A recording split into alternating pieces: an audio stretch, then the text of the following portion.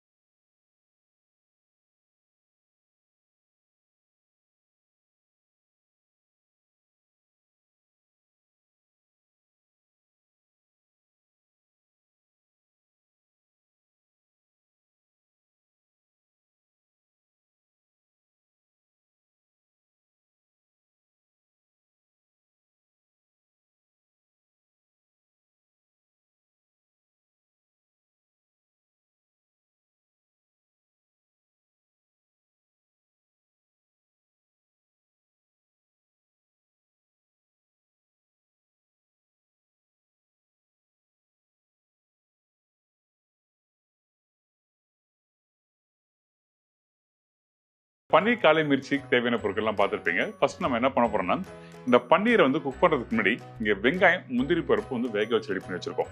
இங்க பாருங்க, தெரியுதுங்களா? இந்த வெங்காயம், முந்திரி பருப்பும் நல்லா வேக வச்சிருக்கோம். குறைஞ்சபட்சம் ஒரு 10லேருந்து 15 நிமிஷம் அளவுக்கு நல்லா வேக வச்சிருக்கோம். எதுக்காக இந்த மாதிரி வேக வச்சு யூஸ் பண்ண கேட்டீங்கன்னா, உங்களுக்கு கிரேவி வந்து சீக்கிரமா குக் பண்ண முடியும். அதனால இந்த மாதிரி பக்குவத்தில் வேக வச்சிருக்கோம். அது மட்டும் இல்லை, பன்னீர் காலை மிர்ச்சினா என்ன கேட்டீங்கன்னா, மிளகுத்தூள் தான் காலை மிர்ச்சி. அப்புறம் பன்னீர், உங்களுக்கு எல்லாருக்கும் தெரியும். இந்த பன்னீர் காலை மிர்ச்சி வந்து நிறைய பேர் நிறைய விதமாக பண்ணுவாங்க.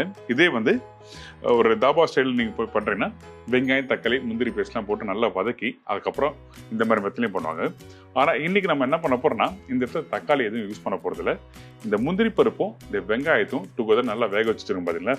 இந்த வேக வச்சு ரெடி பண்ணி வச்சுருக்கு நல்லா அரைச்சிட்டு தாளிப்பு போட்டு இந்த பன்னீர், மிளகுத்தூளை போட்டு ஒரு ஸ்மூத்தான ஒரு டெக்ஸ்டர் பண்ண போகிறோம். அதாவது இந்த ஷாய் பன்னீர்லாம் நீங்கள் சாப்பிட்ருப்பீங்க, நிறைய பேர் வெளியே போய் சாப்பிட்ருப்பீங்களே ஹோட்டலில் போகும்போது. ஸோ அந்த மெத்தட்லாம் பண்ண போகிறோம். ஒரு க்ரீமி டேஸ்ட்டாக இருக்கும், ரொம்ப காரமாக இருக்கும், அது இன்னும் ரொம்ப சூப்பராக இருக்கும். இப்போ நம்ம என்ன பண்ணுறோம், இந்த கடாயில் எண்ணெய் ஊற்றி வச்சுருக்கேன். இந்த எண்ணெய் சூடான பிறகு நம்ம என்ன பண்ணுறோம்னா, இந்த மாதிரி வேக வச்சு ரெடி பண்ணி வச்சுருக்க இந்த முந்திரி பருப்பும் வெங்காயத்தையும் நல்லா அரைக்கிறோம். அரைக்கும் போது ஃபைன் பேஸ்ட்டாக அரைச்சிருக்கணும். அதுக்கப்புறம் தான் இந்த ரெசிபி நம்ம ஸ்டார்ட் பண்ணுறோம். சரிங்களா? இப்போ நான் உங்களுக்கு அரைச்சிட்டு உங்களுக்கு காமிக்கிறேன்.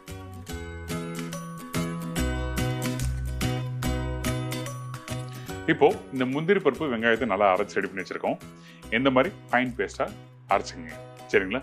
இந்த மாதிரி பண்ணும்போது உங்களுக்கு குக்கிங் வந்து டைம் சீக்கிரமாக கம்ப்ளீட் ஆகும். இதுவே வந்து பச்சை முந்திரி வெங்காயம் இதில் போட்டு நீங்கள் குக் பண்ண ஆரம்பிக்கினா உங்களுக்கு அடிப்பிடிக்க ஆரம்பிக்கும். அதே டைமில் அந்த கலர் மாறும். ஸோ இந்த மாதிரி இஷ்யூலாம் வரும். அதனால் நம்ம என்ன பண்ணுறோம், தனியாக கொஞ்சமாக தண்ணி ஊற்றி வேக வச்சிடும்.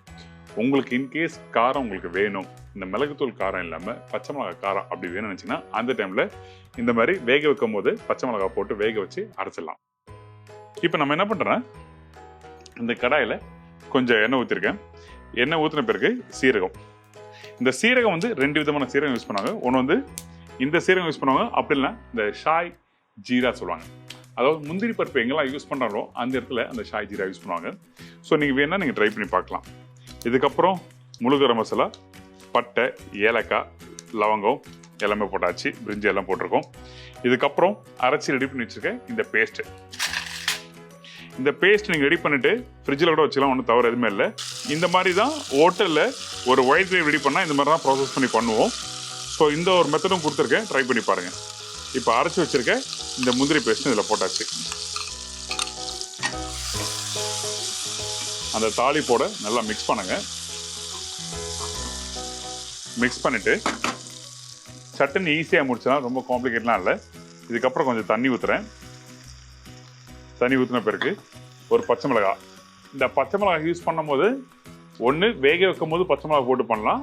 அப்படி நீங்கள் அந்த இடத்துல யூஸ் பண்ணல, காரம் வேணுச்சுன்னா இந்த மாதிரி முழு பச்சை மிளகாய் போடலாம். ஆனால் இந்த மாதிரி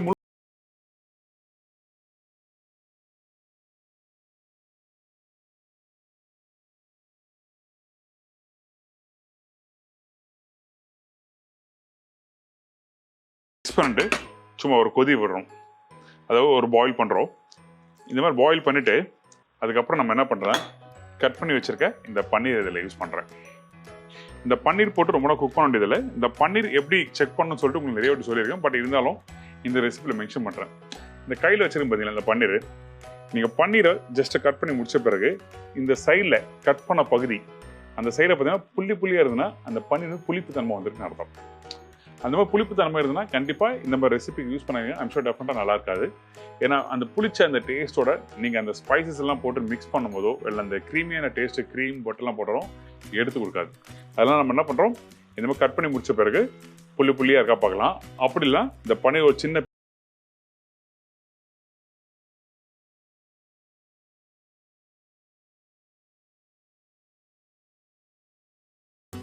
அவ்வளோதான். இந்த பன்னீர் போட்ட பிறகு ஒரு கொதி வந்திருக்கா, இந்த மாதிரி கொதி வந்தோடனே நம்ம என்ன பண்ணுறோம்னா அடுப்பை ஆஃப் பண்ணிடுறோம்.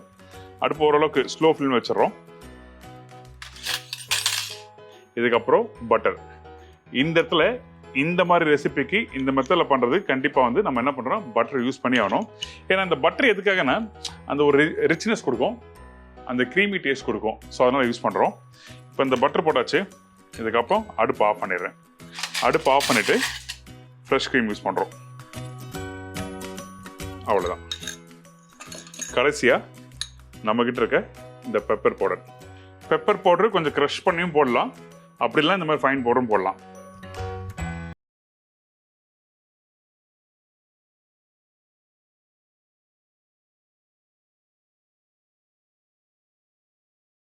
கடைசி உப்பு போட்டு நல்லா மிக்ஸ் பண்ண ஆரம்பிங்க. மிக்ஸ் பண்ணிட்டு சுட சுட நீங்கள் வீட்டில் சப்பாத்தி, புல்கா, அதாவது ஸ்டஃப்டு சப்பாத்தி பண்ணுவாங்கல்ல, இந்த உருளைக்கிழங்கு, காலிஃப்ளவர், மிக்ஸ் வெஜிடபிள், பன்னீர், சீஸு இந்த மாதிரிலாம் ஸ்டஃபிங் பண்ணுற ரெசிபிக்கு தொட்டு சாப்பிடும்போது அந்த அளவுக்கு பிரமாதமாக இருக்கும். ஐம் ஷூர் டெஃபினட்டாக உங்கள் எல்லாருக்கும் ரொம்ப பிடிக்கும். ட்ரை பண்ணி பாருங்கள். இப்போ ரெடியான ரெசிபியை அப்படியே